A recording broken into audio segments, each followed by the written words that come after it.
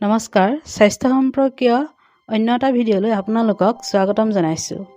আজি আপোনালোকৰ আগলৈ লৈ আহিছোঁ এটা গুৰুত্বপূৰ্ণ বিষয়, ফেটি লিভাৰৰ বিষয়ে আলোচনা কৰিবলৈ।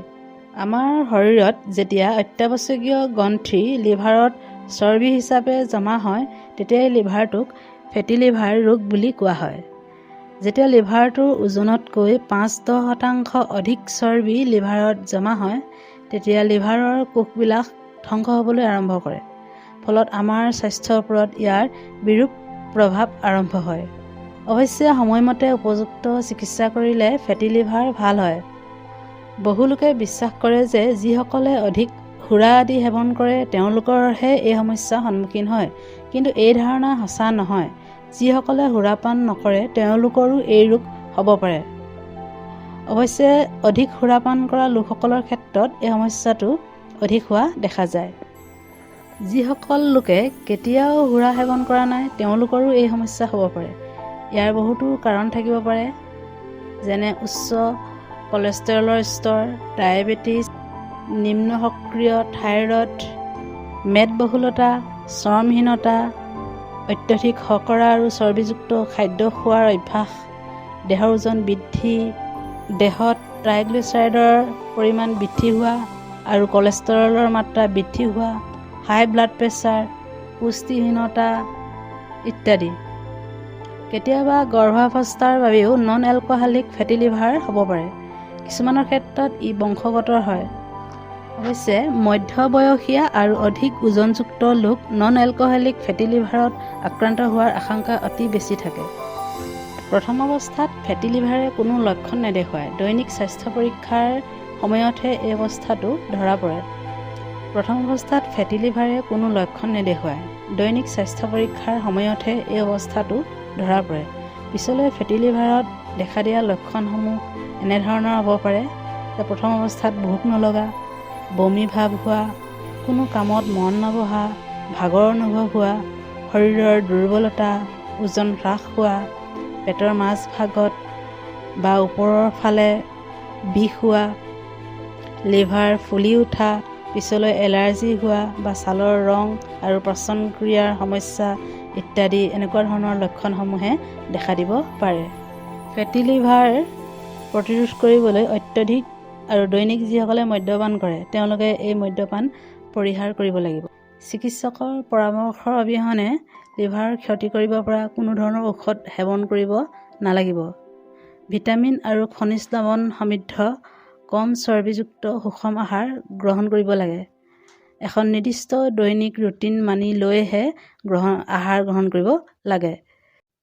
ইয়াৰ উপৰিও প্ৰচুৰ পৰিমাণে ফল-মূল আৰু সেউজীয়া শাক-পাচলি খাব লাগে। বিশুদ্ধ পানী প্ৰচুৰ পৰিমাণে খাব লাগে। অধিক মছলাযুক্ত আৰু চৰ্বিজাতীয় খাদ্য, অধিক তেল দি ভজা খাদ্য, টিনত সংৰক্ষণ কৰা খাদ্য, জাংক ফুড আৰু শীতল পানীয় আদি পৰিহাৰ কৰিব লাগে। আৰু দেহৰ ওজন হ্ৰাস কৰি নিয়ন্ত্ৰণত ৰাখিবলৈ দৈনিক শাৰীৰিক পৰিশ্ৰম আৰু ব্যায়ামৰ অভ্যাস কৰিব লাগে।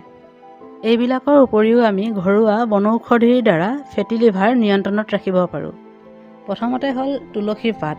তুলসী পাত পানীত সিজাই তাক চেকি ৰসখিনি যদি আমি দৈনিক খাব পাৰোঁ তেতিয়াহ'লে আমাৰ এই ফেটি লিভাৰ নিয়ন্ত্ৰণত থাকিব।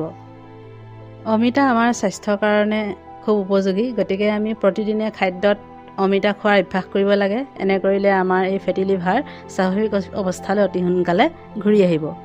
মূলাৰ পাতৰ ৰসত মৌ মিহলি কৰি খালেও আমাৰ ফেটি লিভাৰৰ কাৰণে উপকাৰী হয়। ছালকুঁৱৰীৰ পাতৰ ৰস দিনে এবাৰকৈ যদি আমি এসপ্তাহ খাওঁ তেতিয়াহ'লে আমাৰ এই ফেটি লিভাৰ স্বাভাৱিক অৱস্থালৈ ঘূৰি আহে। ইয়াৰ উপৰিও নহৰু, জিৰা, আদা, জালুক এইবিলাক আমাৰ লিভাৰৰ কাৰণে খুব উপযোগী। গতিকে এই চাৰিবিধ বস্তুক আমি একেলগে মিশ্ৰণ বনাই যদি প্ৰতিদিনে খাওঁ তেতিয়াহ'লে আমাৰ ফেটি লিভাৰ সম্ভাৱনাটো খুব কম হয়। গাজৰৰ ৰসত মৌজোল মিহলি কৰি ৰাতিপুৱা আৰু গধূলি যদি আমি খাওঁ তেতিয়াহ'লেও আমাৰ এই ফেটি লিভাৰ ভাল হয়। ইয়াৰ উপৰি আমি চিৰতা খাব পাৰোঁ বা ৰঙা আলু খাব পাৰোঁ, জিলমিলৰ শাক খাব পাৰোঁ। এইবিলাক আমাৰ ফেটি লিভাৰৰ কাৰণে খুব উপযোগী। অৱশ্যে এইকেইবিধ আমি একেলগে খাব নালাগে।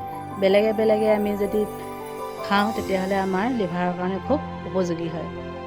এইবিলাক বনৌষধিৰ উপৰিও আমি ফেটি লিভাৰ হ'লে খোৱা বোৱাৰ ক্ষেত্ৰতো কিছু পৰিমাণে গুৰুত্ব দিব লাগিব। যেনে ধৰক আমি মগুৰ দাইল, মচুৰ দাইল, পুৰণা চাউলৰ ভাত, গৰুৰ গাখীৰ, মিঠা আৰু পকা ফলৰ ৰস, বাৰ্লি, আনাৰস, মৌ, আমলখি এইবিলাক আমি খাদ্য হিচাপে খাব পাৰোঁ।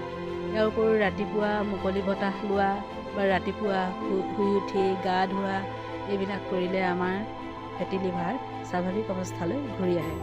অৱশ্যে তেল, ঘিউ, মছলাজাতীয় খাদ্য, জলকীয়া, চাহ, কফি, মাদক দ্ৰব্য আদি আমি সেৱন কৰিব নালাগে আৰু অত্যাধিক মানসিক আৰু শাৰীৰিক পৰিশ্ৰম কৰিব নালাগে। তেতিয়াহ'লে আমাৰ এই ফেটি লিভাৰ স্বাভাৱিক অৱস্থাত থাকে। আজিলৈ ভিডিঅ'টি ইমানতে সামৰণি মাৰিছোঁ। আপোনালোকে এনেধৰণৰ নতুন নতুন ভিডিঅ' পাই থাকিবলৈ চেনেলটি ছাবস্ক্ৰাইব কৰিব আৰু